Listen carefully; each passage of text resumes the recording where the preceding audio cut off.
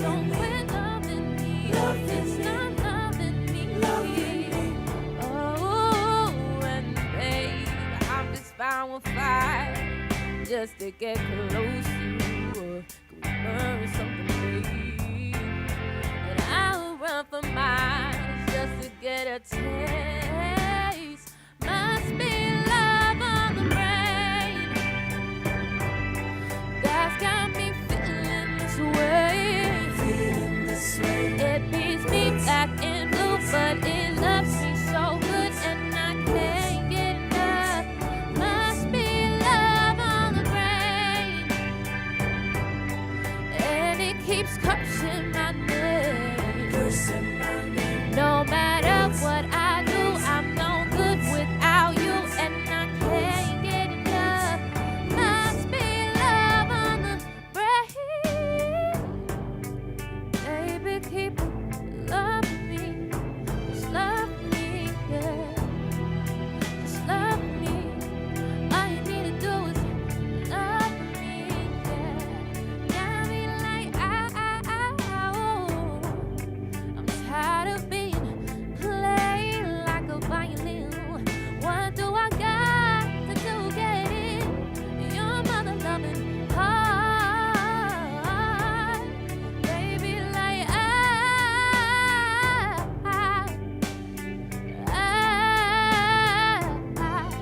don't just stop loving me. Don't quit loving me. Just stop loving me. Woo! And babe, I'm just fine with fire just to get close to you. Can we learn something, babe? And I'll run for miles just to get a taste. Must be love on the brain that's got me feeling this way. It beats me black and blue, but it loves me so good, and I can't get enough. Must be love on the brain, and it keeps cursing my name. No matter what I do, I'm no good without you, and I can't get enough.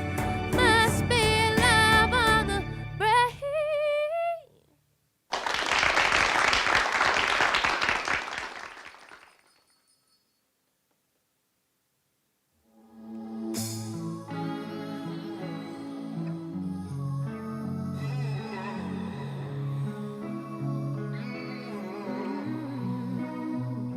You know you're really something, yeah.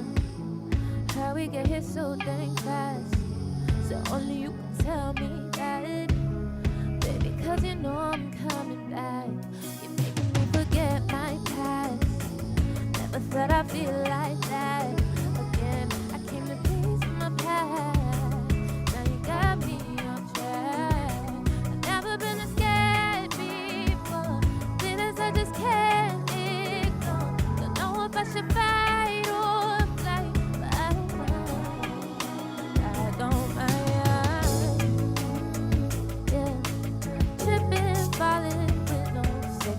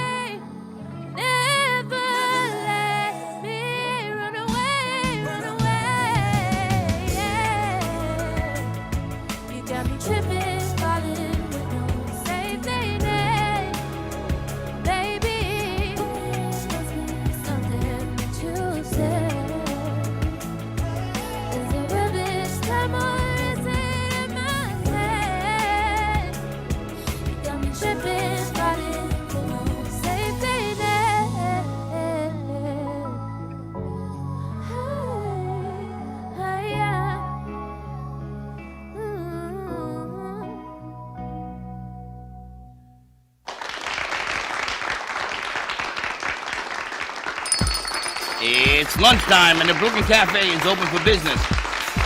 Live from the Amp Media Studios, Dawn and Freddie S. and their team are ready to serve up a huge portion of fun for lunch with friends and neighbors.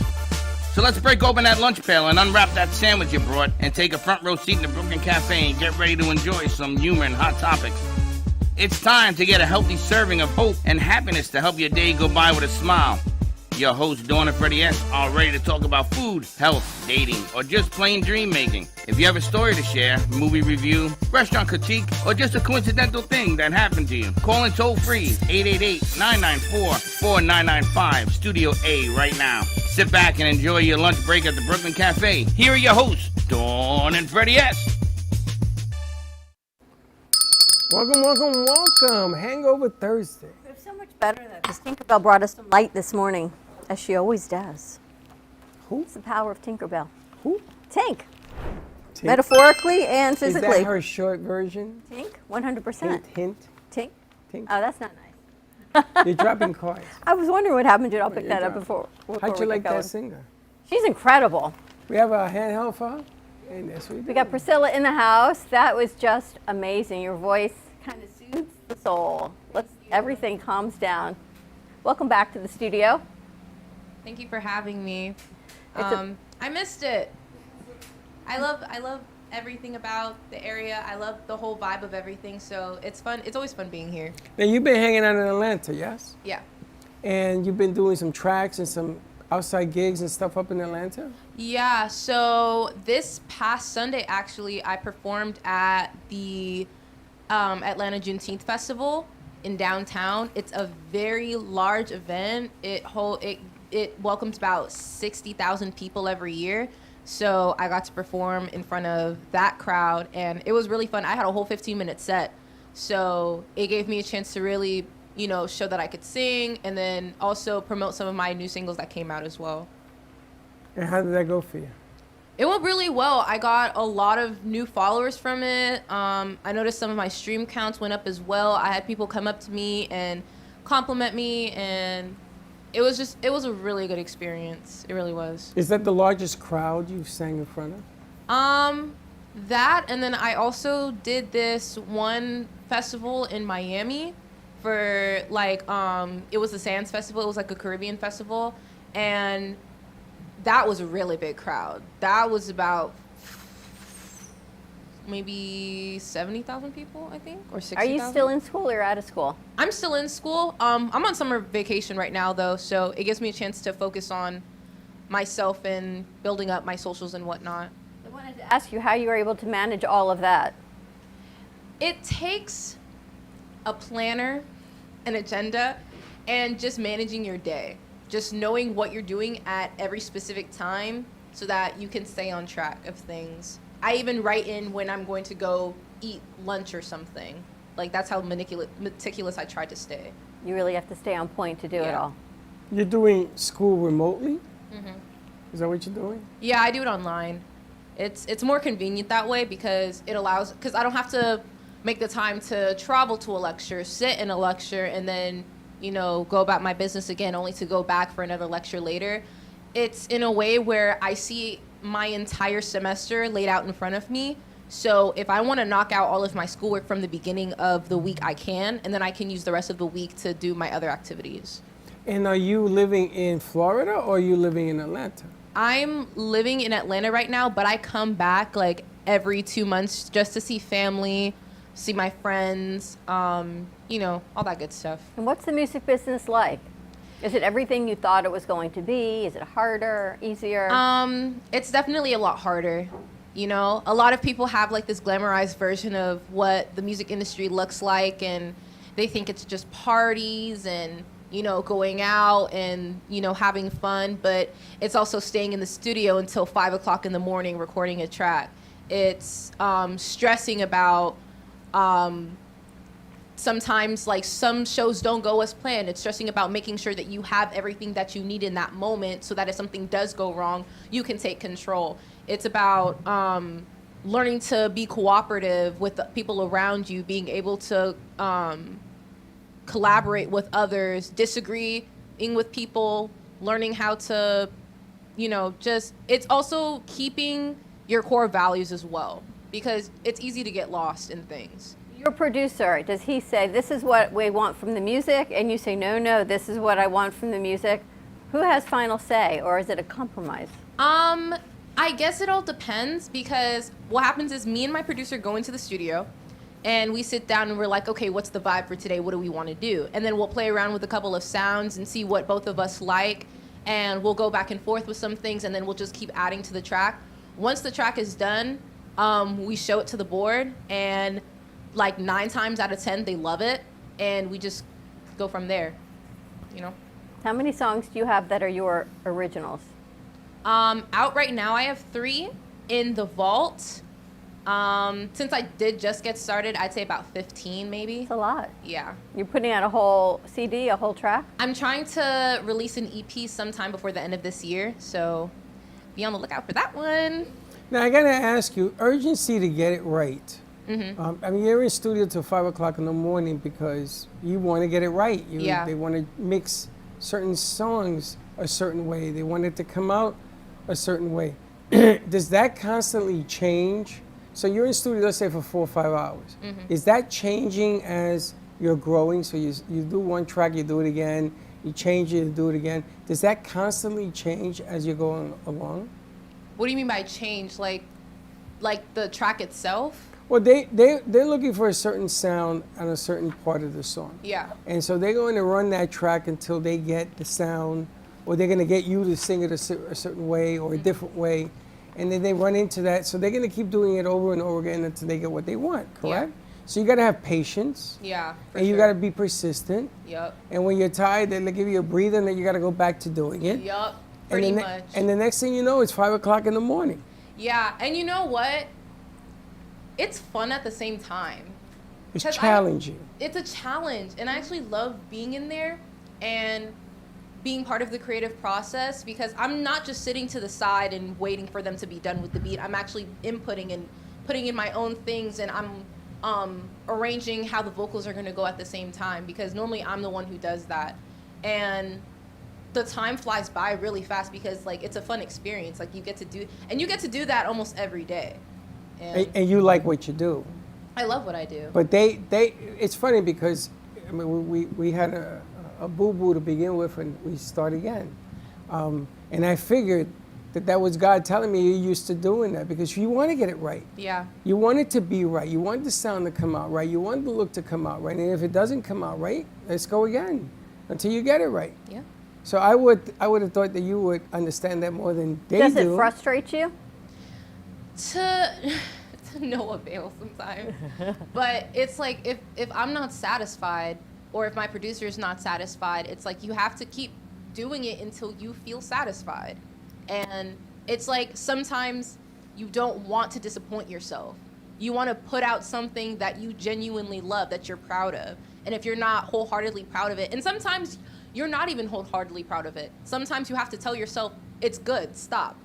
And it's hard to do that sometimes, but you just gotta keep going, basically, until you get it right. It may take a week. It may take longer than that to get one track down the way you like it. And there's a lot of different personalities, and then you got to put it to a board.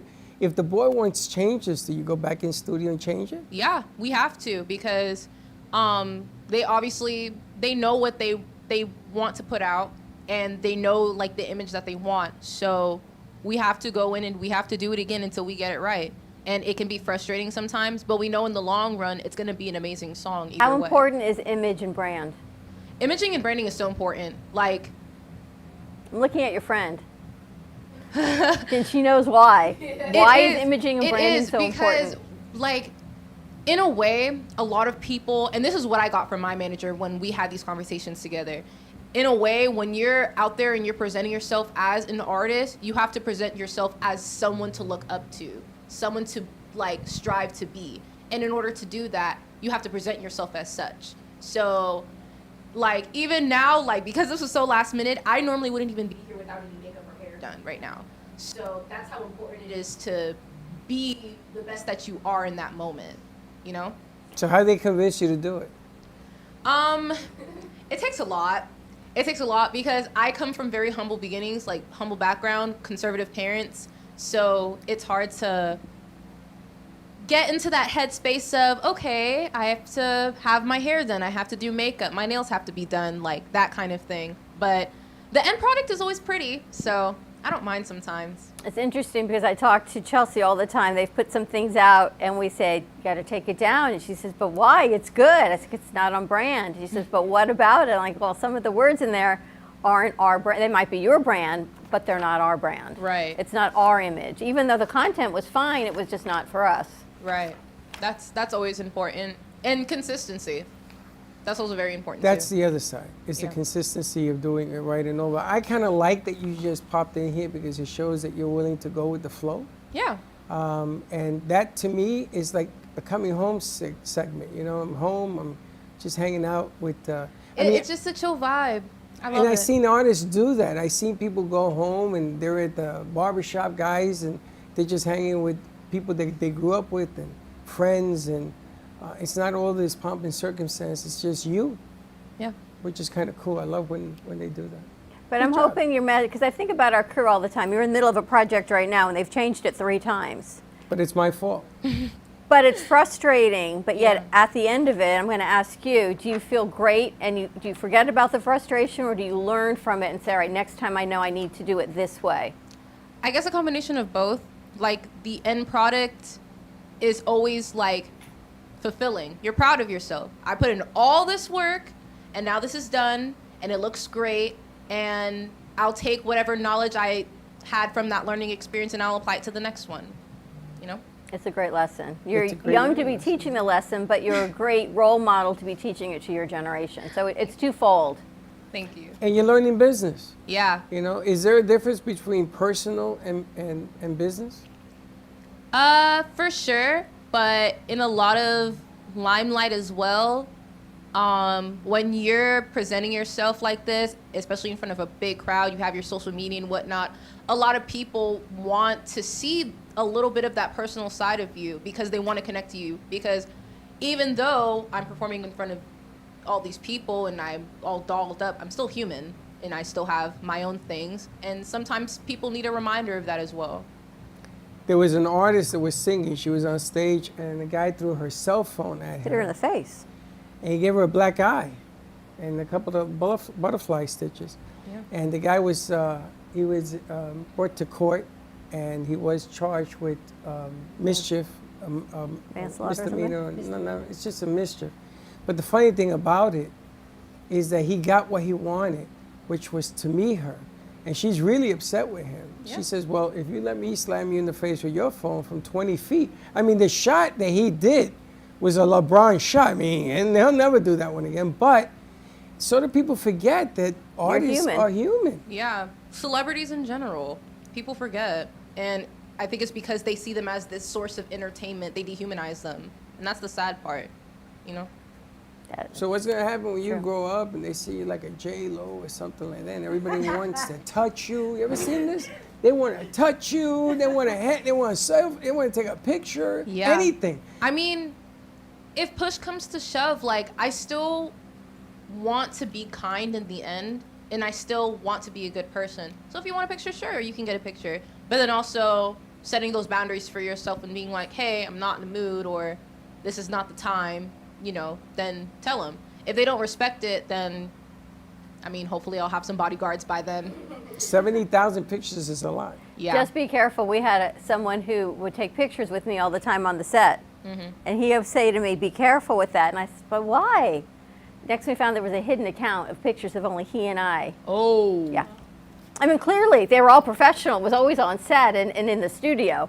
But I never knew it even existed. Yeah. You have to be careful in everything you choose. Yeah, But the just be reason, careful. reason I ask you is personal business is because sometimes that line gets really, really gray. People will offer you deals that just sound too good to be true, and it's still a business. Yeah.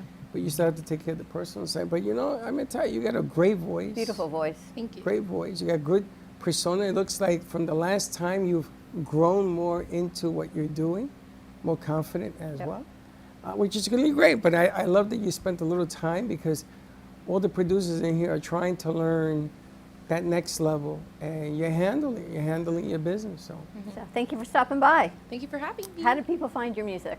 You can stream all of my stuff with my name, Priscilla Manning.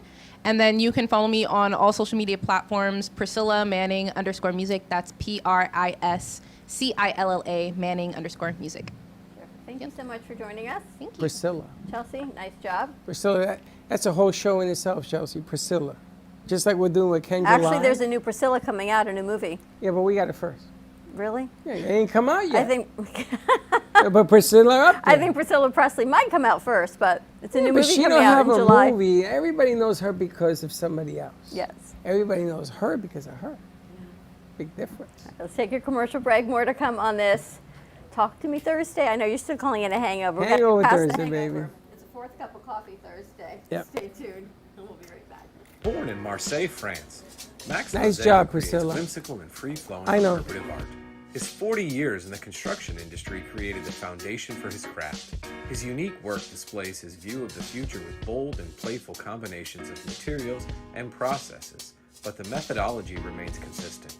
He fuses recycled materials and discarded building supplies into a fresh, well-executed approach. Lozada has lived in Miami, Florida most of his life, where he pursues his lifelong passion of creating industrial art. For more information, contact Max Lozada at artworkstudios.org or 786-326-8873. Want to save money on your next flight? Then pick up the phone and call, because the best prices are not online. See, SmartFares has special deals with the airlines. When they have unsold seats, they use SmartFares to fill them. So you get airline tickets at ridiculously low prices. With the extra money you'll save, you can book another trip or treat yourself to dinner. Call today and get the best price on your next flight, guaranteed. Also, save up to 50% off business and first class tickets. Welcome to a new way to watch your favorite shows. Only at www.amp2.tv/Roku. It's a place filled with music, podcasts, news, and more. Come join us.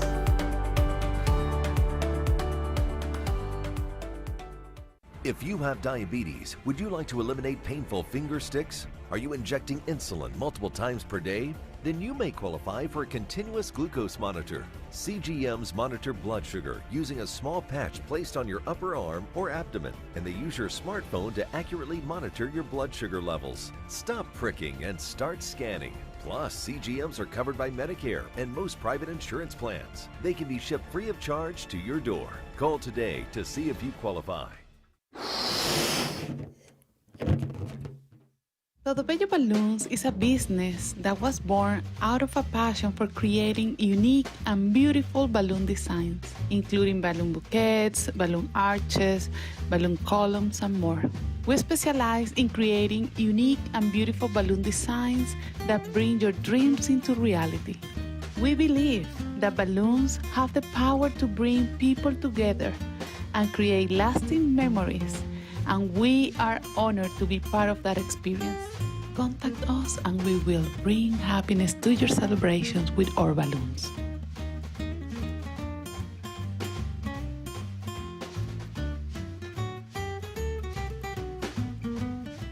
Artist Rosie Sherman paints her passions to share with everyone. Expressing herself through bold and vibrant colors, her suggestion and style are always in flux. Inspired by travels, nature, romance, and the human spirit, Rosie makes sure her depiction of women are strong and proud. Her landscapes illustrate the changing seasons in the diverse world that we live in. To find her artwork in the multiple medias you can purchase, visit rosiesherman.pixels.com. You've been watching the Brooklyn Cafe Show. Join us each day and after hours as we talk about the hot topics to open the conversations and share a few laughs. Now, back to Dawn and Freddie S.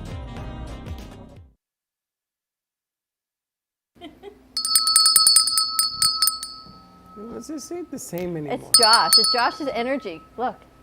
Do it It's again. every time you stand there. Every time he stands on the step, we get grounds or unground. There you go again. I don't know what to tell you. Must be the why. All right, moving on to Priscilla. That was fantastic. Thank you so much for singing for us. We got music, we got some art. Last week we had a sort of like a tour, but nobody toured. We kind of sat and chatted. I don't even know what the hell that was. It was a meet and greet, I think it was. I don't know. Did we meet and greet? I guess so. Talk into your microphone. I think so. It was somewhat like that. We just talked for a little bit. And how did you meet Grace? Oh, it's a funny story. My mom actually works at a car shop, and Grace went in there to change some tires. And my mom brags about my artwork to every client she has. So she showed her a few of my artworks, and Grace invited me to come here to check out the place. So I decided to give it a try. And so I came here and walked around, and here I am. What's amazing about your artwork, I mean, you're incredibly talented, is that you're self-taught. Yeah. You said you've never had one day of drawing class. No art school, no academies. This is all you. Yeah. I've been trying really hard to get into art classes though, but I've never been able to because I never really got the credits to get into art classes in high school. And, too expensive to get into actual art school, so I'm just kind of teaching myself everything I can. And you're what, a junior in you're just finishing your junior year in high school? I'm going into senior year now. And what do you want to be when you grow up? Full-time artist. A full-time artist. Yeah. Now, this piece though, Freddie, Now, look do we at the have detail. the piece set up on the camera? Can you move it back, or we have a? I think they have a second camera on it. There we go. So they got a second camera on it. Very nice. Now this piece, how long did it take you to make this piece? I think it's on autofocus. About 2 weeks. 2 weeks. Yeah. And what is the name of this piece? So this piece is actually called A Dor de Amar a Morte, which translating to English means the pain of loving death. What is it called? A Dor de Amar a Morte. Is that Portuguese? Yes. Oh, so you're Portuguese? Yes. She's Brazilian. She's Brazilian. She speaks Portuguese. Whatever. Don't get complicated. But look at the detail. We interviewed a young artist many years ago, and happened to have been Bailey's sister at the time. At the time, still is. But her artwork was a lot like this. No, Bailey's sister was a little different. This has a different texture to it. This has, well, what is this? Tell me what you drew here. So there's a lot. I have a lot of mixed feelings in it. I can't really see I can kind of see it through there, but basically when you have a concept of death that's distorted from what it actually is, it sort of turns into like appreciation, which for me it's like kind of turns into the suicide point of view, where it's like you want to be in that state. You want to be like this? Is this like of you? No, you want somebody else? Of the world? The state of death, like the state of, is this death to you? So the pain of loving death is basically when you like, it's so hard to explain, but when you love death so much you want to be it. When you love death so much you want to be dead? Yes. Okay. It hurts. That's a different take on life. The pain. The pain of loving death. Literally. The pain of loving death. It hurts to love death because why would you want to be dead? Why would you love to be dead? So. Is this a play on words? In other words, people, like what's happening in the Ukraine, and you would look around and say, boy, there's a lot of death going on, and they just keep doing it. They don't walk away from it. They don't change it. They keep going at the same thing over and over. Is it that kind of mentality? No, it's more the kind of mentality of wanting to do it to yourself, not to others, Suicide. but to yourself. Self-harm. Yes. Okay. I'm gonna tell you, it gets complicated. Yeah. And is that something that intrigues you? I've not like to me as a person, but I've always been very interested in the concept of suicide because I never quite get it. So I really like it because I don't get it, which is weird. Good. Keep don't getting it. Yeah. keep don't getting it. Keep not liking it. Josh, this makes sense to you? No, it makes perfect sense. Now, there's a gentleman that I would like you to meet, and maybe you can listen to what he has to say, which is the vet that works with suicide prevention for veterans. He told us that 21 veterans a day commit suicide in this country. Yeah. 21, which is nuts if you think about a month. Those are the average numbers, but it's just something that for you to talk to them and maybe get different perspectives. Has your art always been like this, or is it different? I mean, generally no, because, well, when I was starting, yes, I was very into, like, I've always been very into, like, that kind of dark stuff. Especially when I was starting to draw, I was kind of going more into realism, so I was trying to get more into that same kind of concept. But then I kind of pulled back from it, and I started doing, like, a different type of art style. But now I'm trying to get back to it because I really like it. I feel like it's more me, you know? And what medium do you use? What is that drawn with? Just pencils. Just black and white pencil? Yeah. I don't really like colors that much, as you can tell. So I like drawing with pencils too, because when I was a kid, my dad used to always tell me that, because I would watch him draw all the time, and I'd be like, why do you always draw with just pencil and not an actual, like, you know, why don't you ever color your artwork? And he's like, well, because sometimes black and white is more beautiful than colorful. Your dad's an artist as well? He used to be, yes. I have a lot of artists in my family. That's where I kind of get it from. They give you some training along the way? No. No one did. I've always been on my own when it comes to art. And you're still learning. Yeah. It's funny, we had another person who went to me, which is Jay Harmon. Those are pencils. And that room is all pencils when you go into Studio B. Jay and her can sit down and have conversations all day long.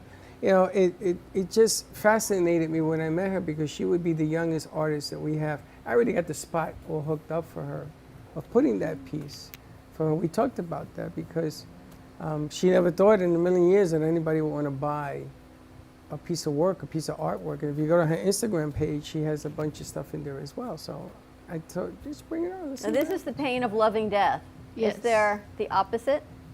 Not yet. I am, however, working on another piece called The Last Offering, or The Last Soul Offering. I don't, which is kind of somewhat the same concept, but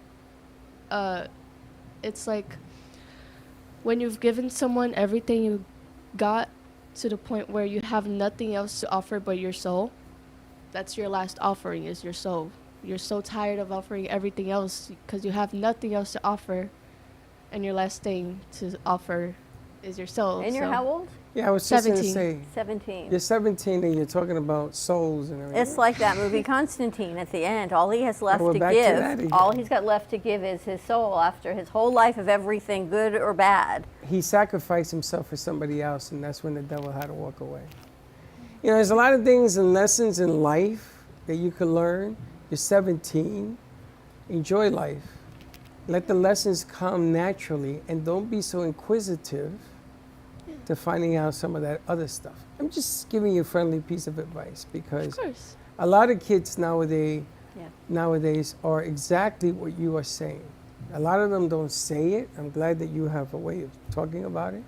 But all of this stuff, you're a good artist. You're a great artist. Thank you. You know, and the bottom line here is that sometimes people see things and they relate to them, so you have to be very balanced in what it is that you present. But here we go. You're very talented. Thank you. What's your Instagram page? It's Malu Spina Art, or Malu_Spina_art. It's one of those. A lot of underscores. Why don't we just put Malu and leave it at that? Malu Art. I can't. Someone has that name already. Malu So we're gonna go one? Malu Spina. We come up with something. Keep it short, because people will remember that. But this is, but I went. So. It's a beautiful name. Thank you. I appreciate it. Good stuff. Beautiful. All right, let's take a commercial break. When we come back, let's check in over here to my right. We got Tinkerbell and we've got Christina in the house. Oh, let's put it. They're ready to go. More to come. Stay tuned.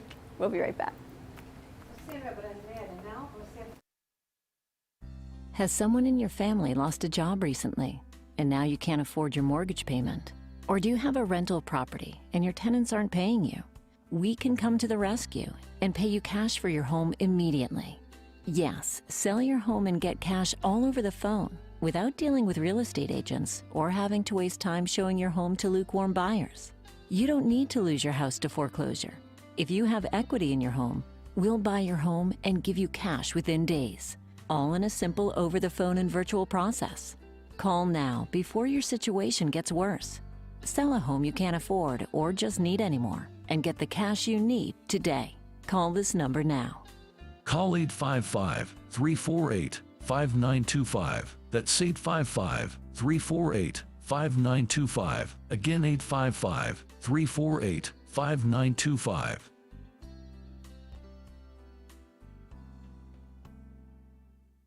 Stephanie Jaffe is a world-renowned artist who creates one-of-a-kind pieces. Using a keen sense of color and composition, her vibrant collages and mosaics integrate eclectic elements such as vintage keepsakes and fine china with blown glass and fired clay to create whimsical arrangements. For more information about her work, come down to the Brooklyn Cafe TV studio or go to stephaniejaffeart.com. If you have diabetes, would you like to eliminate painful finger sticks? Are you injecting insulin multiple times per day? Then you may qualify for a continuous glucose monitor. CGMs monitor blood sugar using a small patch placed on your upper arm or abdomen, and they use your smartphone to accurately monitor your blood sugar levels. Stop pricking and start scanning. Plus, CGMs are covered by Medicare and most private insurance plans. They can be shipped free of charge to your door. Call today to see if you qualify. Nobody likes to prick their fingers. If you are a diabetic using insulin like many of us, the worst part of your day is sticking your fingers to draw blood. Now you don't have to do it anymore. You can get a new continuous glucose monitor. As long as you check your blood sugar and inject insulin, it may be covered by your insurance. Call us and we'll let you know if you are covered, and send one at little or no cost to you with free shipping. Stop freaking your fingers. Call right now for your new continuous glucose monitor. Introducing the Price is Right Home Sweepstakes. You could win the same kind of cash and prizes you see on the TV show. Just call this number right now. And when you call, ask about these amazing offers from our sponsors. Low Cost Airlines offers fares too low to advertise that you can't find anywhere else. You can save hundreds on your next flight with Low Cost Airlines. US Med is your one-stop resource for diabetic supplies. And if you have Medicare, you could get them at little to no out-of-pocket cost. US Med. MedGuard Alerts unique medical technology provides immediate help to seniors with the touch of one button. And you could get your device for free. MedGuard Alert. The United Breast Cancer Foundation can use the donation of your old car, truck, or van to help those fighting breast cancer. Pickup is free and you'll get a tax exemption. Call now to enter the Price is Right Home Sweepstakes. Win thousands in cash and prizes and learn more about these great offers. Hey Kaylee, what's up? Hey, nothing, what's up? Nothing, just looking for music for Grandpa I listen to while we're in the car. What's wrong with listen to now?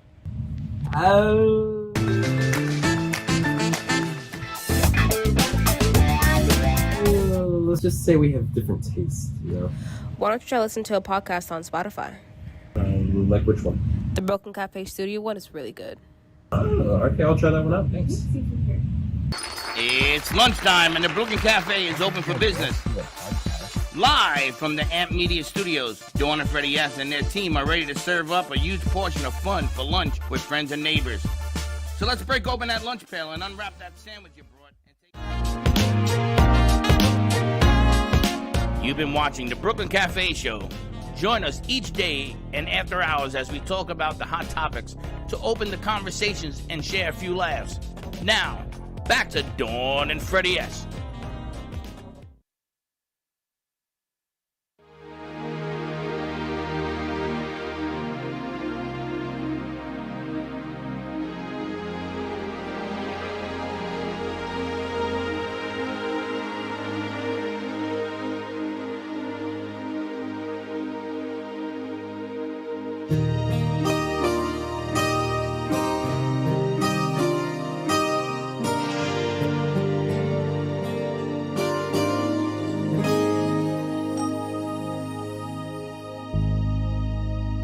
I never thought I'd ever make it.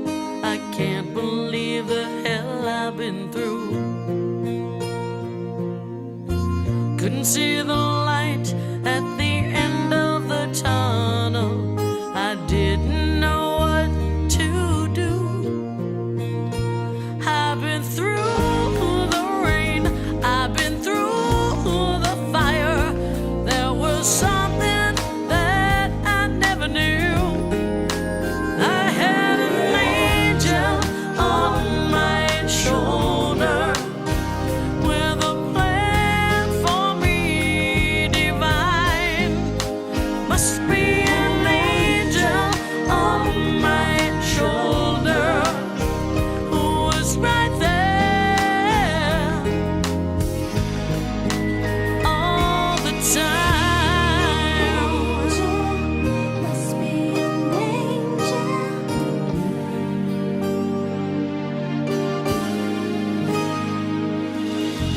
This world can be so cold and so heartless. It's hard to find your way alone. Used to run so fast, no one could catch me. I couldn't find my way back home. Well, I've laughed, I've cried, I've almost died, but my broken heart just never knew. I had an angel on my shoulder with a plan for me divine. Got to be an angel on my shoulder who was right there all the time. Everybody needs someone to cling to with an unchanging love. I finally found a hand to hold on to, a shelter to run to. Now I see he's watching over me.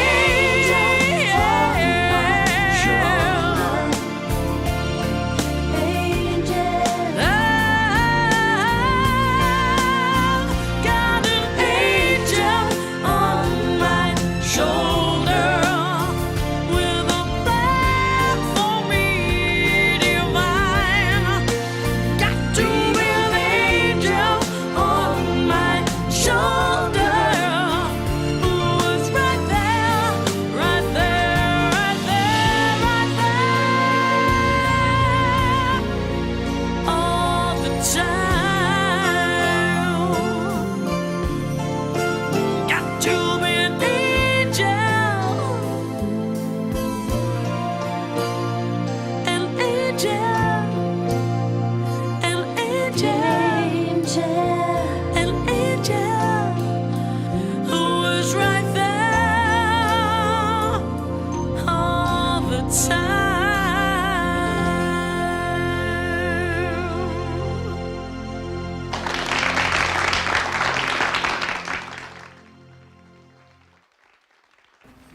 I love that song. JC Dreesen, July 21st. What is it? Events. Events. .amp2.tv. Check it out. She's doing a concert at Movies of Delray. It's on a Friday night, July 21st. You are all invited. You can get your tickets right online. You can buy everything right there, put in your credit card. You can also get your tickets at the movie theater, but go to events.amp2.tv. JC is just spectacular. She is here live tonight at 7:30 for her show that airs on True Oldies 95.3 and 96.9 tonight. And when you buy tickets on that POS, there's 3 bars and it says shop. And we're going to be putting a pay-per-view on there. So if you're in New York City, Atlanta, Georgia, because she has fans everywhere. Everywhere, sure. So we don't want you to be left out. So she's asked us to put a pay-per-view in there. You can buy a ticket. You can see the event on there. It should be done over the weekend. So more news to come because I promised her I would get it done. I like your shirt. You remember this? You got a shirt and a button. Yeah. You put the button on there too? It's funny. The reason I wore this, yeah, I put it on. The reason I wore this is because yesterday during the party, there were people that were talking about when we went and we did the not-for-profit for them at the hockey rink. And the nice thing is that we had all of these people with us, thousands, 19,000 people in the stadium. We had all these people with us, and they put our names up there, and we raised money for this event and everything else. And she brought it up. I hadn't seen her. Who was it? You always got it with the names. Just wondering. It doesn't matter. She was sitting right there. And she says to me, I remember you when we did this event. And it was a not-for-profit. I never knew what this meant when I came down to Florida. And you introduced me to this, and you introduced me to that group. And we even got a rep down at the Florida Panthers hockey rink. Right. They gave us a tour. I felt like a somebody. And on the top floor, they gave us a penthouse to do a show. And we did that. We did. And then we went upstairs, and we had people in that whole... I would love to do that again. And we shot a puck. That's what she told me. I shot the puck, and I scored. And they were so excited. You remember, you did the same thing. 100%. It was a great event. Someone came in yesterday, and she looks at me. I felt like you. And I usually try to figure my way around a conversation. She says, do you remember me? Like nothing, not even a face. She didn't even give me her name. She gave me a gift yesterday for us. And I had to be honest, I said, no. And then I realized who she was, and I don't ever remember meeting her, but apparently I met her 12 years ago. She says at a networking event. I introduced myself to you every morning because I don't know who the hell you are. And I was like, She said, but we had a lovely conversation. I'm so glad. It could have gone the other way. She said, we had a terrible conversation. And Carolina does the English and Spanish version of Mindset for Success. And today we have back our famous Ruth, Dr. Ruth. We got Tinkerbell back in the house. I call her Dr. Ruth because she has that same persona. What a giving human being. I got to tell you. Our subject is totally different. For those who don't remember. 100% different, correct. You know, but life is all about the love. Don't matter what form it comes. You love what you do. Dr. Ruth is all about sex. Yes. No. Dr. Ruth, no, you know, she was put into that because she's so cute and small and all that, and she was a psychiatrist. Yes, she's a psychiatrist. So they asked her sexual questions, and she answered them. The next thing you know, she had a 40-year career because they kept asking her the questions. It wasn't that she was only about sex. You remember when we met her in iHeart? But this is Paulette Pfeffer, a.k.a. Tinkerbell, or Tink for short, in the house. She's changing the subject. Talking about silent victims of crime, because it's really, really important that they help the kids whose parents are in prison and really help break that cycle and get them out. And with her, she brought her friend Christina Bellasalma, Christina what? Bellasalma. That's like Good 3 job. names. That's 3 names. And she has 3 names. Bellasalma. That's like 2. I only counted 3. How many syllables is that? 17. Who does a lot of their public speaking, and she's just so lovely. So it's nice to have them back. And we're going into fundraising season. I don't know any other foundation that does fundraisers in the summer. Everyone shuts down, and they start again in January or November, December. Is that true? It's true that we usually don't do anything in the summer because all the good people that give donations are usually not here. They're gone, right? And if they can afford to go away, they can afford to help nonprofits. But we do get walk-ins and a lot of last minute, and it's on Lincoln Road. So people like going to Lincoln Road because after you leave the event or before you go to the event, there's fantastic stuff all over the place. But our events are usually a lot of fun. And we make sure that it's a lot of fun. Like this one has singers, it has a fashion show, and it's in a gallery, the first one. So we have 3 events coming up this year. The other 2 are later on, one in October and one in December. Lincoln Road is amazing. I had to leave Miami. When I first came from New York, I went to work for 6 years down in Miami. And I was all over Lincoln Road, and then all the presidents' names are there, and they had the big complex, and they have all the boating. And I had to leave. I would never go home. Miami used to open at midnight. What happens is it's hard to get to Miami, but once you Not get when there, you're you want to stay. Yeah, and I had a parking space in where I worked. I didn't have to park or nothing. And all of a sudden, I found myself, the clock. I used to get there at 6 in the morning, and the clock got later and later. And I said to myself, I can't go down there no more because Lincoln Road is phenomenal. It's phenomenal. Oh my goodness. And the people, all the Europeans, there was all this influx of Italians and it was, and they make you feel like you're at home. Well, And now they have the Cheesecake Factory that Of opened course up they there. do. And there's people like all over the place. It feels like it's not the summer. It's such a great place. It's so full of people now, Lincoln Road. And they're revitalizing it. The new mayor's putting in a whole new, I think he said $20 million he's spending on renovating Lincoln The Road. mayor said that? Yeah. Well, he's going to be the president of the United States. Well, I don't think so. Well, he's running. A lot of people are running, but we're No, not the getting. governor's running, not the mayor. No, the mayor of The mayor's running Miami. too? Oh. I wanted to see if you were aware of that. He Tink's is going to run. running. Tinkerbell for president. She will win. I know. I think you would win. If we could just change your birth certificate. I think, oh wait, we had someone that was controversial too, but I think for sure Why you would would win. change your birth certificate? She's not American born. Because I can't be a president as a foreigner, as a female, and being As a somebody female? 78 years old. Well, females are not. First of all, 78, we got you. We got an Female, we got 84-year-old you. in there now. Foreigner, I can't help you on that one. Did you see that for President Biden, they got a new way to get on the plane? Because they don't want him to go up all those stairs. So they opened the back of the plane now, and they cut the whole thing in half for him.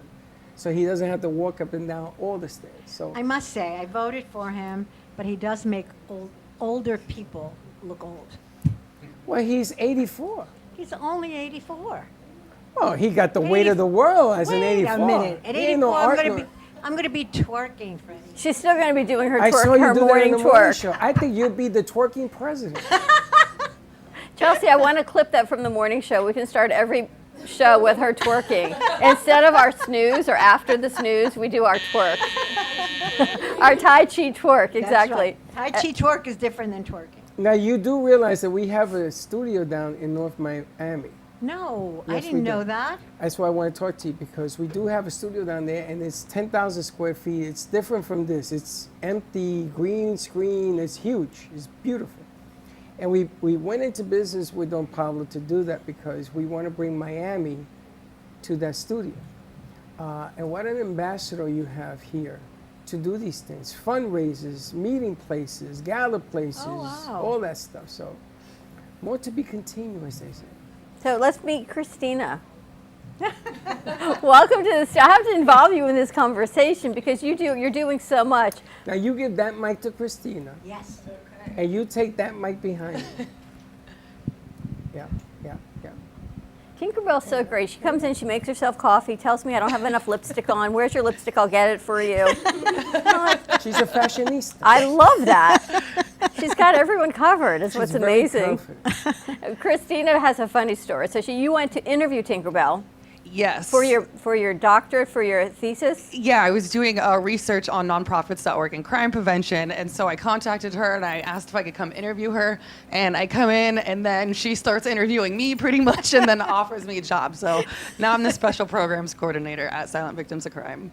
And how long ago was that? A year ago. It doesn't seem that long. It just flew by. The other day she asked me, she's like, how long have you worked for us? Like 4 months, 5 months? I'm like, about a year.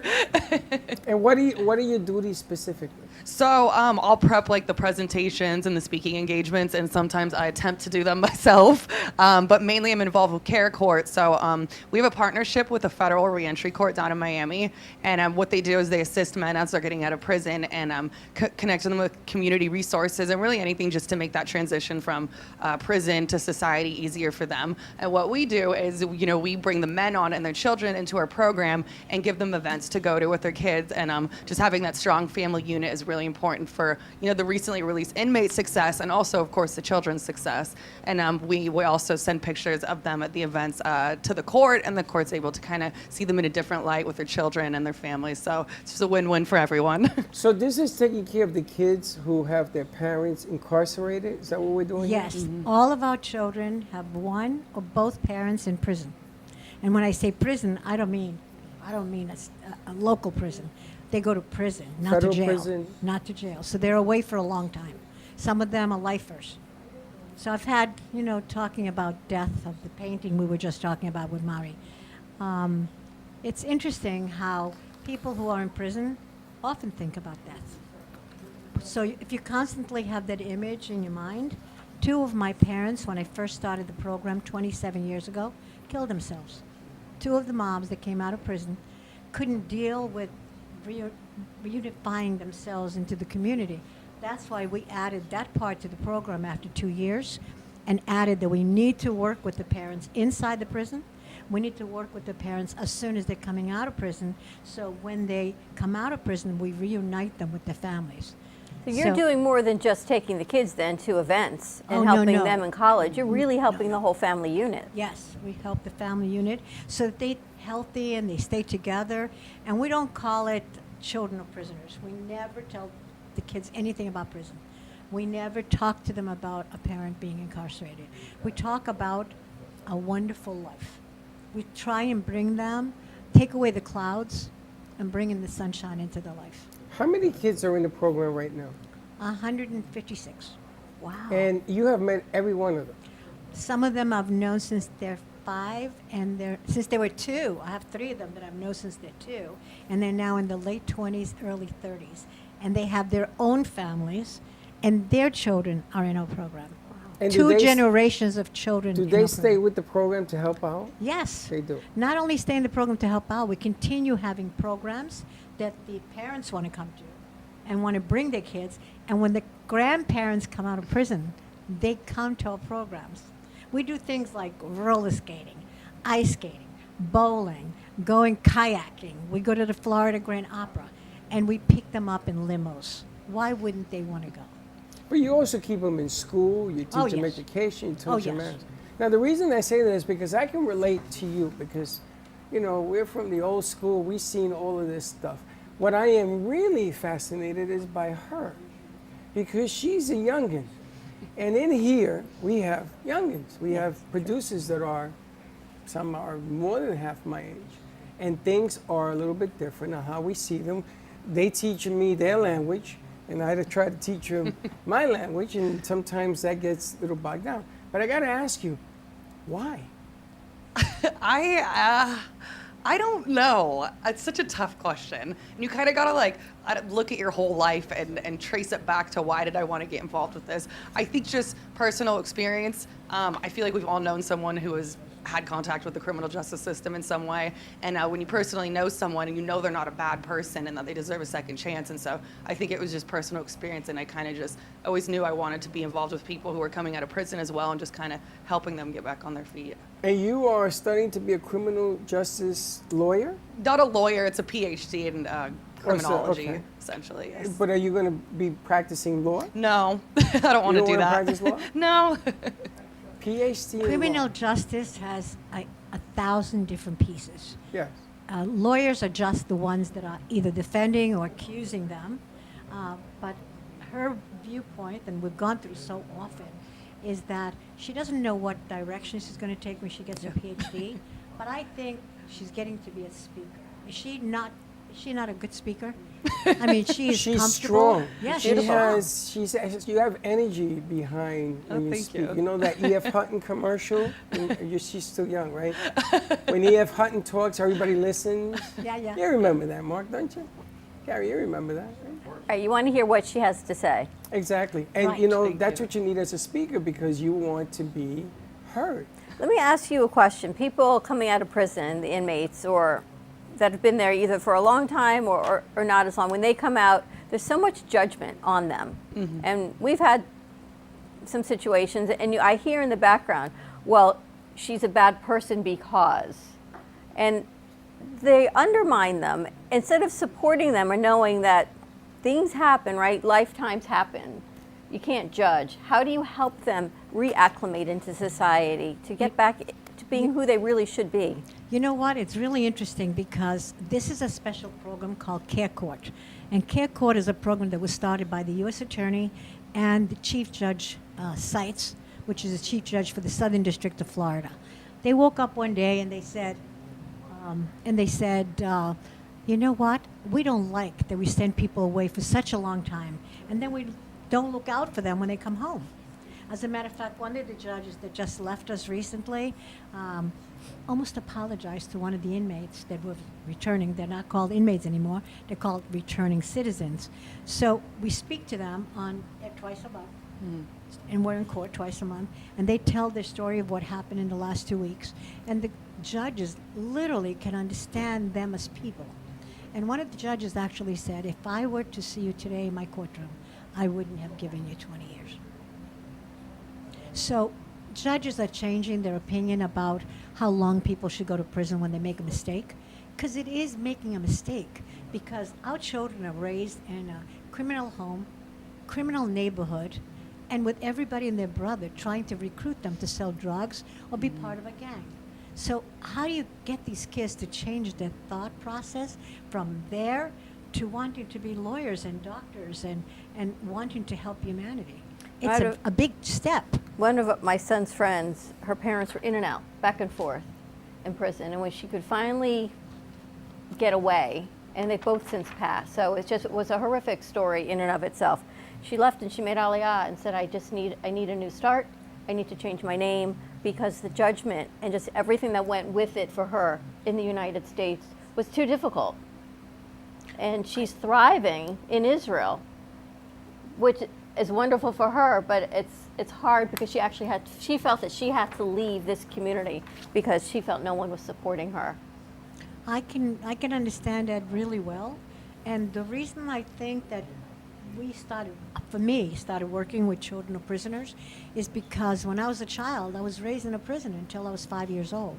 I'm a survivor of the Holocaust. I don't have numbers on my arm because I was only a baby, newborn baby. And until 5 years old, I lived in a DP camp.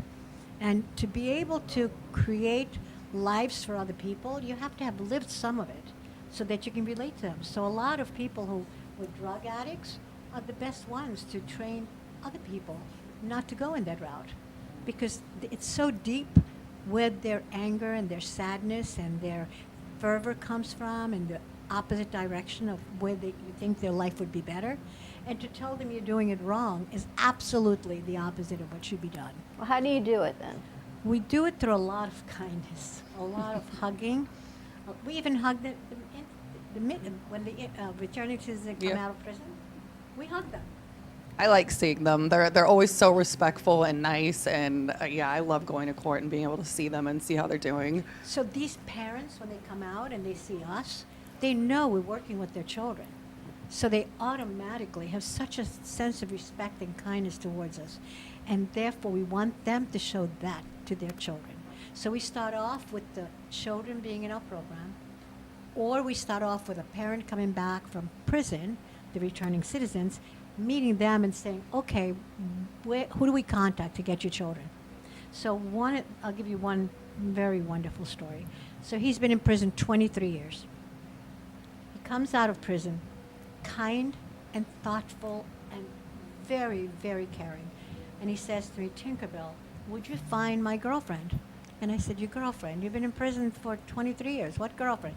He says, she's my high school girlfriend, my high school love. And gives me a phone number, name, and I go get her and bring her to court. And she has a 13-year-old daughter. And those two, within 6 months, got married. We sent them a white stretch limo for the wedding, because we work with limos for the children.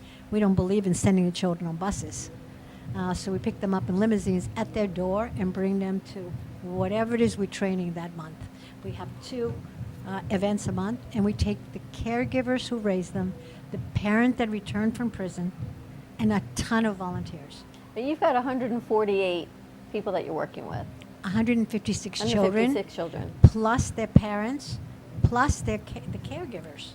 So we're talking about hundreds of people. How do you choose who you work with, but how do they get identified to work with you? Because of the amount of inmates there are, this is just a pebble. Well, what's interesting, because it's a small world, that's such a good question. You know that I started out by letting returning citizens need to do probation or community service. It's part of the sentence. Not all of them, most of them. So I started actually allowing community service people, when they come out of prison, to work with us because our office is very separate from what we do with the kids. We don't bring the children to our office. So our office has people who have been in prison and that work for us, and I get them trained to get another career. That was my next question. When they come out, how are they going to get a job? How are they going to sustain a better life? It's incredibly difficult for them to get a job. So I've hired. You do that too? I've hired several of the parents. Where's Carolina when I need her? She's around here somewhere. She's unbelievable. I know. Malu, can we switch chairs with Malu so I can get Carolina on a camera? I gotta tell you, Let's put Carolina here. As we're doing the switch, I got a chance at NYU to work for legal aid. I was the only Latino at the time in legal aid. Wow. And the reason they took me in was because I was fluent in Spanish. And they used to send people all over the place to come and interpret because you got to give somebody their legal representation. Right. But the words that they were using were completely different than what the guy was saying. So all of a sudden, you know, he says, I didn't do this, I was here. And the other guy translated says, oh, I was there. I said, wait a minute, what are you talking about? That's not what's going on. So anyway, I had to work for legal aid. And I used to go in the bull ring. I used to go in the ring, which is where they bring the accused. Because some of them weren't just accused, they weren't found guilty. Right. And that first thing, every story I heard was about my kids. So I was going to ask you, because you got parents that go in, and you got mothers, they try to keep the mothers on the outside. The system wants the mom to take care of the kids. first two prisons that we worked in were only women. No, I understand. Yeah. Because it changed. I wish I knew Well, there are women in somebody- prison as well. I understand that. But back in the day, they knew. You're right. The You're cops knew that what they were doing were breaking up these homes. Some of these kids were going into foster kids and didn't know where to go with them. Yes. And they didn't want that because if you're a cop, you are in the business, supposedly, of policing, not of turning out criminals. So they used to train us and say, yo, you got to go here. This kid's going to grow up hating you for putting his parents in there. Let's start there. And you're growing a criminal through the system. Through hate, sure. Through hate. And he's not going to care about taking a life. They don't care. So I wish there was this program. The cops used to ask, you know, we need help. And the city said, no. That's why Scare Straight came out. The whole family needs help. Because think about it. You asked me, what do we do with these kids? What do we do with the children and the families?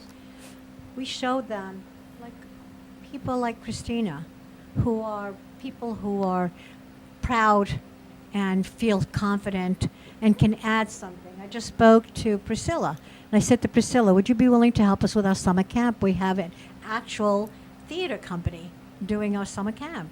Would you want to be part of that? And I only need you for, she says, when? I only need you for 2 weeks. She's shaking her head, yes. Yeah, she's shaking her head. She's going to be there. Talking to you.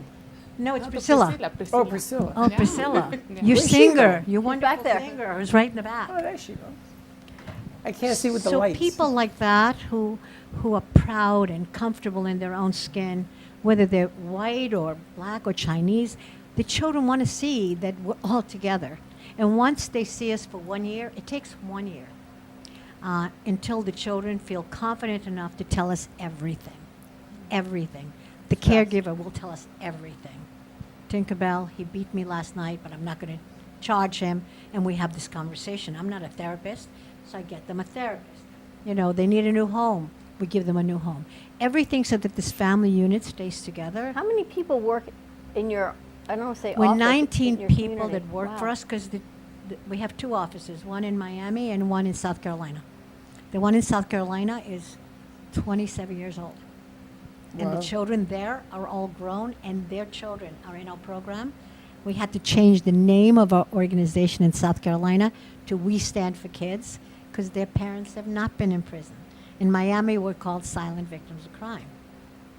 That's incredible. Because- Caroline, what did you all talk about today on your show? This was a little bit of a part two? Yes, it was the English part. So we talk about the importance of having a goal. She planned her life in 5 years goals. So she put a goal and she go all the way.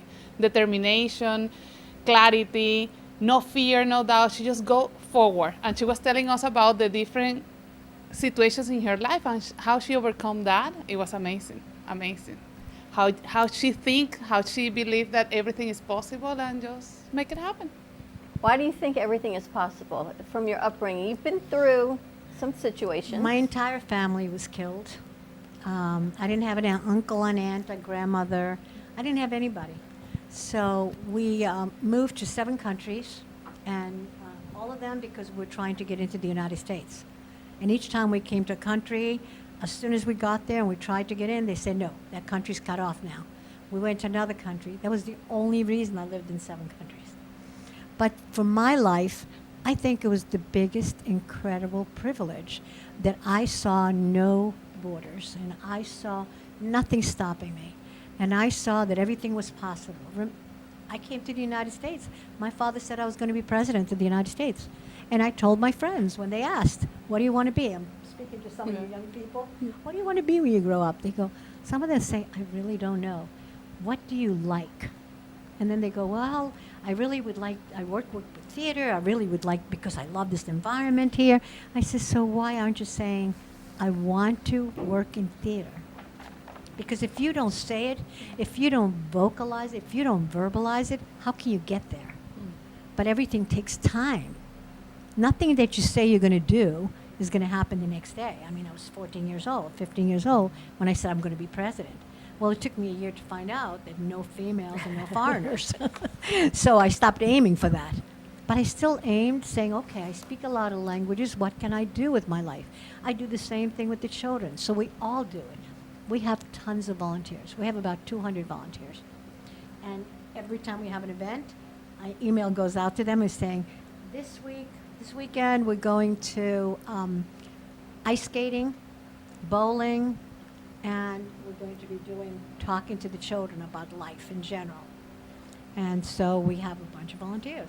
So we do a background check, make sure that none of them have been in prison, because our children cannot be with anybody who has a record other than their own families. And then every event we have 2, 3, 4 fathers, 3 mothers, a couple of caregivers. So we have a bunch of people that are not just our children. Carolina, why do you think goal setting is so important? Because your shows always talk about mindset. Yes. Why is the goal setting so important to mindset? I think that it's really important for you to have a direction. It doesn't mean that the goal is set and that's it, but you have to have a direction to start taking action towards success in life. They're to have a philosophy towards it. You know, if you don't have an answer when they ask you what do you want to be when you grow up, just say the greatest. It doesn't matter. Figure it out. Mama Ali taught me that. Muhammad Ali, the word, the greatest came because Howard Cosell called him that because they asked him, what are you going to be when you grow up? He was a great boxer. He says, I don't know, but I'm going to be the greatest. And he lived up to it. So live up to that philosophy if you can't come up with an answer. Yeah, because actually, you're right. When we ask the children what they want to be, some of the answers would throw you through a wall. Like, I want to be a bigger murderer than my father. And I said, what does that mean, being a bigger murderer than your father? My father only killed 2 people. I'm going to kill a ton of people. Oh, this is 6-year-old speaking. Wow. I remember talking to family members, and they used to tell me, I just don't want to get caught. I'm going to be better than my dad because I ain't going to get caught. It was about not getting caught, not learning the right lesson. So how do you change that mentality? It's called MRI on a professional level, which means, and not motivation, it means it's a way to change your way of thinking 180 degrees. So let's say you're a murderer and you want to become someone that helps humanity. So when you speak to the returning citizens, they have to attend MRT, which is a 1-year program. And they have to come to court every 2 weeks and tell us about what they learned from that program. And it's very intense, because I sent 2 of my staff people to take the training so we could understand it better. Yeah, it stands for moral recognition therapy. Moral recognition therapy, Now, do which they means have to understanding the have- morality. Do they have to Interesting. trust the process? Because I Yes. can't see this working. Because I'm gonna tell you, some of these kids, they know the game, and they can act like angels until nobody's watching. But do they trust the process? Do they Well, give into it? Think about it. I'm doing this for 27 years. The reason I'm doing it so long is I want to watch the progress, because I already lobbied for a bill. The bill was passed. I'm going to lobby for a new bill next year or in 2 years. It's about protecting children of prisoners. Our children, whatever we're doing, 70% of children of prisoners go to prison. We've been working with over 1,000 children. Wow. Our children, 48 are already in college because they're old enough now. We take them at 5. And also, only 2 went to jail in the first 2 years of our program. One of them ended up in jail because his mom came home and killed herself when she came home from prison. And so he needed a lot of help. And another child was taking drugs. But we pretty much are extremely successful with what we do with the kids. And all we do is show them that being a basketball player is not the only answer. Being a murderer is not the only answer. That there are others. So we expose them what others are. We don't just say it, because you can't say something. You have to do it. You have to prove it. But That's we don't why say taking that. them out is so important on your retreats. Yes. So they see what else is available. Yes. Because if you're just living in a neighborhood that's crime, all you know is crime. You don't realize you can be a ballerina, you can be a singer, you can be a dentist, you can be anything. But if you don't see it, then you don't know you have the opportunity That's why, like to somebody be it. like Priscilla, she's a real example. She's going to stand there and say, I'm only 19 years old, and I'm able to do this because I set my mind to it and I worked hard towards this. And I had other possibilities, but I didn't choose them. I chose this. And this helps humanity. And she will show them. All of a sudden, she'll open up her mouth. And these kids are going to sit there and go, how did she do that? Did you know you could be a mentor for these kids also? It's going to get you a mic. I knew that down the long road I did want to show people, like, this is what you do. This is what you can do if you put your mind to it. But I used to teach dance when I was in high school, so I would love to be able to do that for kids who are interested in the same path as I am. You know, you say you come from humble beginnings. Yeah. But this is a chance to give other kids from humble beginnings Yeah. to say, wow, you know, I may not be Gloria Estefan, who may have come from something else, or J-Lo, but I can be like Priscilla, and I can make my dreams a reality. I mean, that's the goal with everything. You start from whatever you consider is the bottom, and then you work your way up from there, and you do what you have to do. You just make sure that you're prepared and you're ready, so that once you're placed into those situations where you're in front of those executives, you're in front of those people in the industry, you know what you're doing, because you don't want to be unprepared. You want to be good at what you do, so that when you are in those spaces, you're ready. What do they say? To whom much is given, much is required? Well, you know, it's funny because there's 2 kids that come to mind that I want to, it's been a minute, we have to reach out to. There's 2 kids from Atlantic Avenue. I think that they are perfect also with Priscilla to send a message. One of them is hardcore, and I want to see how he's turned it around, because we saw him going in a different path. I'm kind of curious now. But one of the things, we do have real strict rules. No chips, no soda, no earphones. Now, I know to us that sounds like it's minimal, but if kids can give up those 3, they've made a decision to be different and act different. So that's all we ask them to give Called up. skin in the game. And they want to hear. They want to hear what's going to go next. Who are we going to meet next? Like, you know, even going to the opera, we have, you met Wesley Saunders. we're going to the opera, and the kids are all dressed up, and we pick them up, and some of them are even wearing bow ties. I was hysterical when I saw them. And we pick them up in limousines. We always pick them up in limousines twice a month. And they show up at the Florida Grand Opera. They open the door for our kids, Wow. because here's 40 kids walking in. And they think, oh my God, what did we do? What did we get ourselves into? Everyone. One of the guards came over to me and she said, Tinkerbell, I've been hearing your name all day long. You have these 40 kids. They're the most amazing children I've ever seen.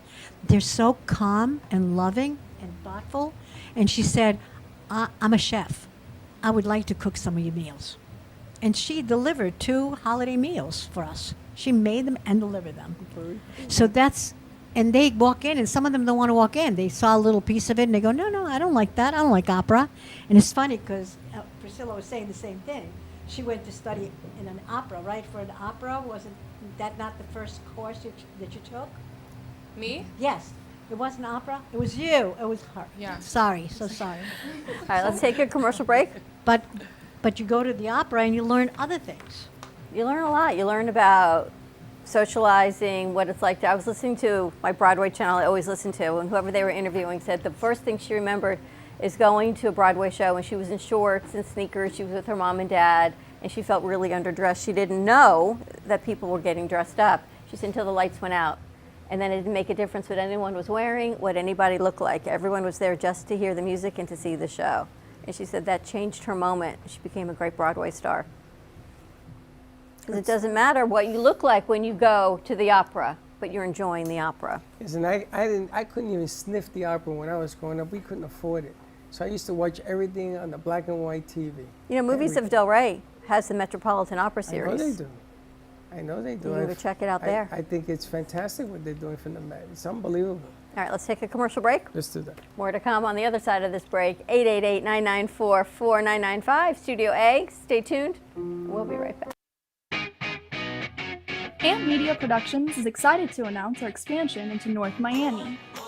With our experienced team of radio and TV professionals, we are dedicated to bringing North Miami the highest quality audio and visual production services. Whether you need radio or television commercials, podcasts, music videos, or audio and visual storytelling, we can provide the solutions to help you reach your goals. Our team is reliable, innovative, and creative, and we're ready to help you develop the perfect product. With our competitive rates and personalized service, you can trust that your project is in the best hands. Contact us today to get started on your project. 866-224-5422.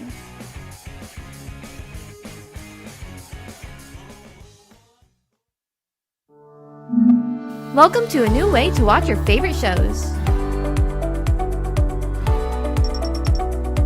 Only at www.amp2.tv/Roku. It's a place filled with music, podcasts, news, and more. Come join us.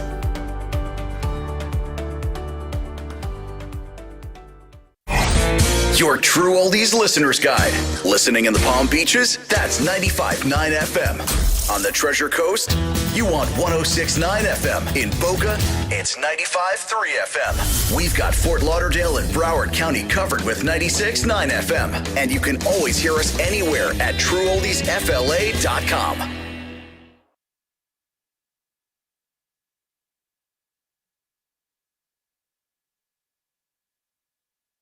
Do you enjoy watching the Brooklyn Cafe show?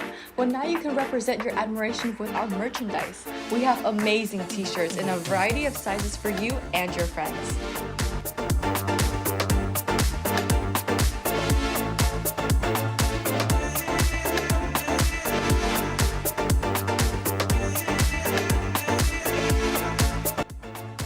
Shop now at brooklyncafe.tv/shop.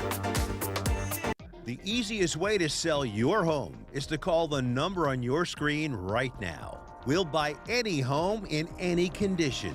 And the more it's worth, the more you can get. Plus, no real estate fees or commissions means more money in your pocket. And no fix-up costs either. Sell any home in any condition, sometimes within days. Sell your home fast. Call right now for absolutely free information. Would you like to hear better for as little as 10 cents a day? Now you can with the all-new Audion hearing aids. The average hearing aid lasts about 3 years. Ours, at only $99 a pair, means you're paying as little as 10 cents a day to hear better. And to make things even better, we'll give you a 45-day money-back guarantee. Skip the doctor and get hearing aids delivered straight to your door. We've eliminated all the middlemen to offer you a factory direct price of only $99 a pair. Join over 300,000 people just like you who took advantage of our 45-day trial offer. Now you can hear better too for just 10 cents a day. Call now and order your $99 pair of Audion hearing aids with a 45-day money-back guarantee. Plus, get free 3 to 5 day shipping. 800-259-1328. 800-259-1328. 800-259-1328. That's 800-259-1328.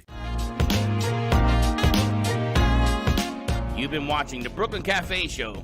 Join us each day and after hours as we talk about the hot topics to open the conversations and share a few laughs. Now, back to Dawn and Freddie S. Get in there.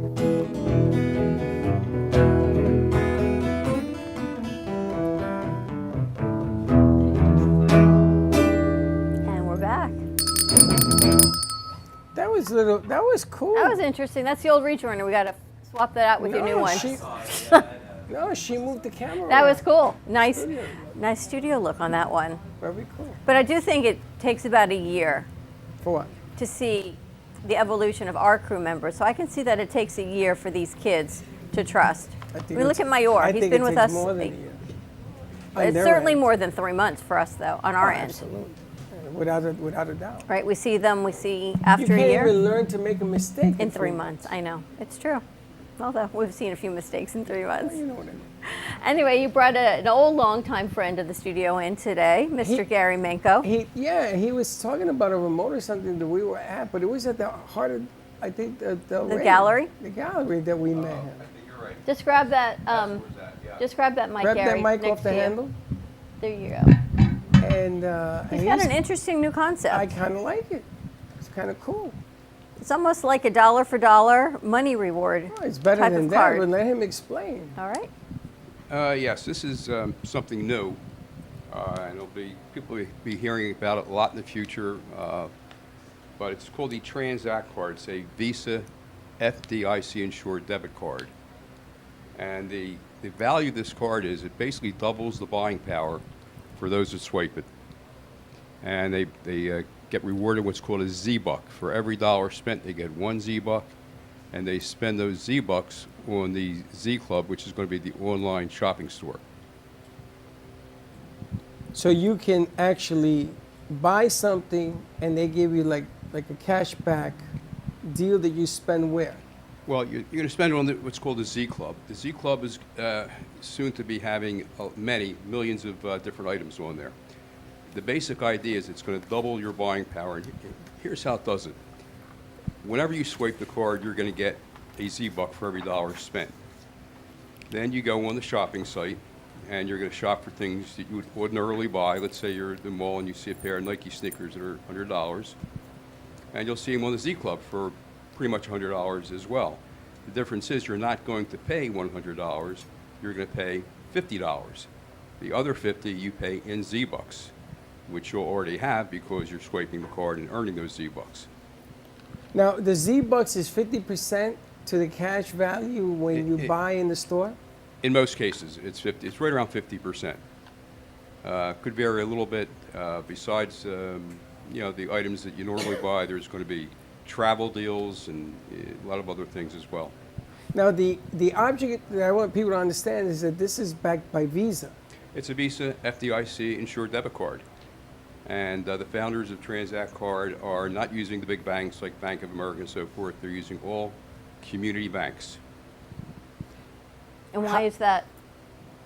Well, it's because they're trying to promote the community banking industry smaller rather than banks. the big banks. They have no intentions of being bought out by the big banks, that type of thing. They want to deal with the smaller banks and help fortify them. And these all have bank licenses, and they are back FDIC, not like what happened in San Francisco. This is FDIC insured. So when you order your card, you're hooked up with one of these community banks, and the accounts are FDIC insured, and you fund the account and then you just swipe. So this is a debit card. It's a debit card. And it needs to be linked to one of their banks. Exactly. So you would need to establish an account with one of these community banks. If you're with one of the big banks, this will not work. No. Basically, when you go online to order the card, it's $25 to get the card. You'll be hooked up with one of these community banks. You'll get a actual checking account. You get the debit card. Not right now, but in the future, there's going to be credit cards as well as the debit cards. There's going to be mortgage services. It's going to be full banking service eventually. I should point out to everybody, this is just beginning. We're still in pre-launch. That's why really nobody's heard of this yet. But eventually, it should be a household name. We have a lot of influencers lined up that are going to be promoting these cards to their communities. So we'll get the word out. And people will like us. And it's just a matter of using a different debit card. And what type of things will be in the store? You had told me something about a cruise that's coming out that you can only use these points for. Yeah, they have, besides the items that, they have all types of major manufacturers, Samsung, Nike, and so forth and so on. But they also are going to have travel deals. And they also have these deals that are called flash sales, which they will run occasionally on the site. And flash sales are basically a first-come, first-service type of a situation. So if you happen to be on there and a flash sale is happening, there is no cash involved. You just pay Z-Bucks. And I know they're going to have Apple laptops coming. They have the Ray-Ban sunglasses. That's going to be another one. And they have already booked the second largest Norwegian cruise line. That's going to be going out of the port of Miami for a 7-day Caribbean cruise next July. And the only way you get on that cruise is with Z-Bucks. Interesting. No cash. Now I gotta ask, this is a debit card, not a credit card. Correct. So if I wanted to use this card to go get a car, you have to have a credit card. No. Well, a car means you would need that $50,000 in your bank account. It would just come out automatically. Right. No, a credit card. If you want to go. Yeah, but this is a debit card. I understand. So I can't use it as a credit card, even though it's backed by my cash in this bank. Actually, you can, because when you swipe it, and I swiped it 3 times yesterday, I got my Z-Bucks. I actually, right now, I'm getting additional Z-Bucks while we're in pre-launch, but I swiped it 3 times, and it doesn't go in where I'm putting my PIN in unless I want to program it that way. So it's taking out just like a credit card. You see, and there's the switch. This is what I wanted to talk to him about, because there are people that are trying to establish credit, right? And this card, being a Visa, becomes a positive line if it can be used on both. Now, you ever seen how you go to the store and they say debit or credit? Right. They tell you either or, because when you use it as a credit, it becomes a line on your credit score. Use it as a debit, it does not. Interesting. So this is one of the nice things. Yeah, exactly. I have 3 other debit cards, which I no longer use, but in most cases I'd have to punch in my PIN. Right. With this I don't, because it's programmed to take it out just like a credit card. Now, if I wanted to, I could program it to use the PIN, but I have not done that. Correct. Now you get gas, you can get anything you can. There's no yeah. restrictions on this card. No anywhere the Visa is accepted. Yeah, exactly. Which is worldwide. Like now this is launching initially in the U.S. They're expecting within the next 3 to 5 years it'll be international. I like it. And how do people get more information on it? Well, first of all, they can email me or they can go to my website. But the other thing I want to let people know about is there's more to this than just having the card, which I do have. I should also mention this. When you get the card, when your initial swipe, you get 500 Z-Bucks to get you started, plus whatever you're swiping. And if you were to refer it to a friend, you would get 500 Z-Bucks to refer it to a friend. So that's always a nice thing. But the other thing I wanted to tell people about, there are some people that may be listening to this that are business-minded. And there is a business opportunity associated with the Transact card right now. And it's akin to having like a franchise. Matter of fact, in November on the official launch, it will technically be a legally licensed franchise, and we call them a DBO, or Digital Branch Office. If somebody wants a business opportunity and becomes a digital branch office, the people they enroll and the people that enroll from those people and so forth down the line will fall into their community, and you make money on every swipe. So it's basically residual passive income monthly. And how do people get the information? Well, you go to my website, which I don't know if it's posted here. Let's Right see. there. Well, that's my email address. You can email me. The website is https://gman.mytzt.com. There's a website there. You can order, you can see videos on there. There's also what do you call power savings account affiliated with this. That's another benefit of the card. The Transact card is now has relationships with certain restaurants, Home Depot, and so forth. So when you go in and spend there using the Transact card, depending upon who the vendor is, they're going to get anywhere from basically 2 or 3% goes into a savings account for you. It's a high yield savings account. So that's another benefit. For example, Let's give out, instead of your website, which is a little complicated, what's your email again? It is. Let's put that up. It's sm.consultants50@gmail.com. You can email me. I'll send you videos. Matter of fact, we have live presentations of this every Tuesday and Thursday. There's one going on right about now, I think, 3 p.m. and 9 p.m. Eastern Standard Time. Perfect. Thank you so much. We just got to wrap this up. We got one more song to get in. Yes.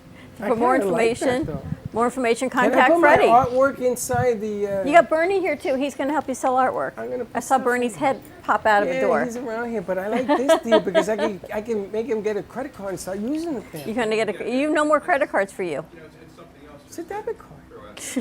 If organizations like churches or private schools were to get this card, they promote it to their congregation or the community, and it's a win-win because the communities are going to be doubling their buying power at the same time. The church, the school are going to be making money. Except you got to make sure there's the things that you want to buy at an affordable price in that catalog. Well, price-wise, it's going to be pretty much the same things that you see, same price you see like at when Walmart. I have this thing with Keurig, right? I'm part of this Keurig club, and you get yeah. all these points, and you think you're going to get things, but it costs you same amount of money plus my points. I'm always wondering what the benefit is. It's not the same amount of money. Or like you go to Sky Miles on the airplane, and it's like triple the price, where you can get it on Amazon for something else. It depends. I'm the skeptic, and you're not on this one. I just bought a air fryer. Is that a thing? Yes. Yeah. Cooking? I never owned one of those. No. I bought it on points. It came to my house. Your Weight Watchers points? Yes. Those are I real don't points. know how to use I the know. damn thing. You love your Weight Watchers points. I love it. It's the best. I will talk. We'll talk after the show. I kind of like this game. Just one last question, can I ask? Sure. Would this be a good thing? We're a nonprofit and we have hundreds of children. Oh, And yeah. for every birthday, we give them a $25 gift certificate. If I gave them that card, they would still have to have money in a bank before they even have the card. Yes, once they get the card, if they order the card, pay the $25, then they have to fund it. Yes. Yeah. So you have to fund also but also as a nonprofit, for a nonprofit, when you on the swipes, you're making part of what's called the basis points or the transaction fees. They come back to the digital branch office. So that's why, for example, for certain organizations, it's good because it's actually helping the community, but it's also helping the organization raise money. But in your case, maybe a little more different. You can buy the card. In other words, you have it, you could buy these cards, it's going to cost you a little bit less to get them, and then you give out the card. Yeah, right. I was thinking. Yeah, let's think about it, yeah. All right, Thank you. Let's go to. Give me ideas. Thank you. Phil's going to wrap it up. Gary, thank you so much. Yeah, we'll talk after the show. And I just want to give out the website for Silent Victims of Crime also. More information for your foundation, for all your events.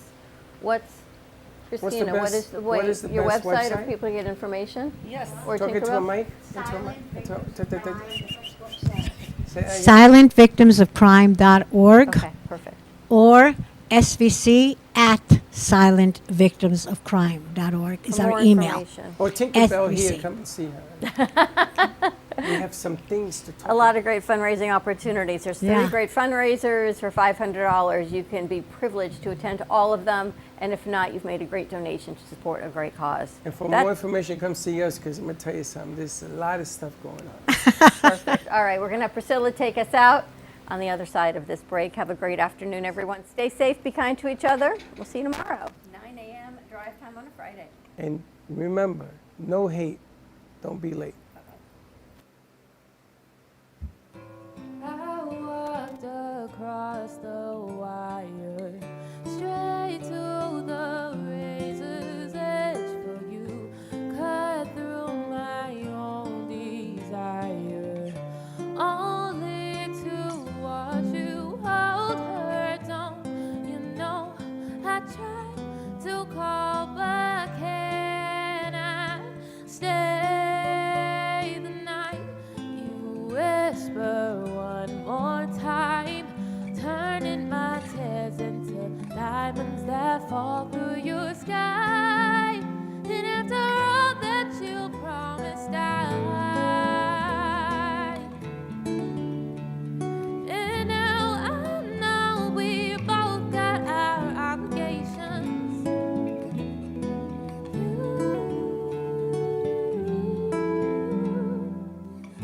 I dreamt that we were falling, but it was just the pouring rain. No heat worth holding on to. So I grabbed my things to leave again. You know, I tried to call, but can I stay the night? You whisper one more time, turning my tears into diamonds that fall through your sky. And after all that you promised, and now I know we both got our obligations. And yes, I know you promised her everything, but yes, I know that you promised her everything, but I can't wait too long, long, long on you, my baby. And now I know that we'll never have the conversation. And oh, that you promised her everything, but baby,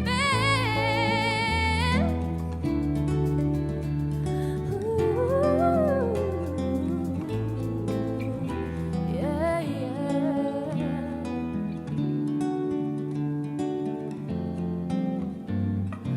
all I ever wanted was you. All I ever wanted was you.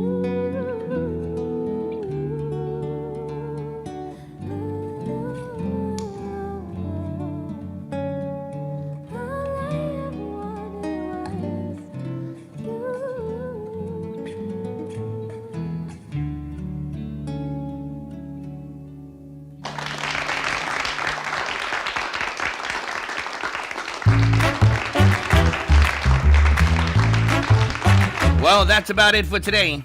Even though the show's over, the Broken Cafe is always open for business. You're invited to join the fun every day from 12 to 2. If you missed some of the laughs from today, Dawn and Freddie S. will bring you more good cheer next time. You can follow the Brooklyn Cafe on Facebook at the Brooklyn Cafe TV to rewatch every minute of the show. We'll see you next time.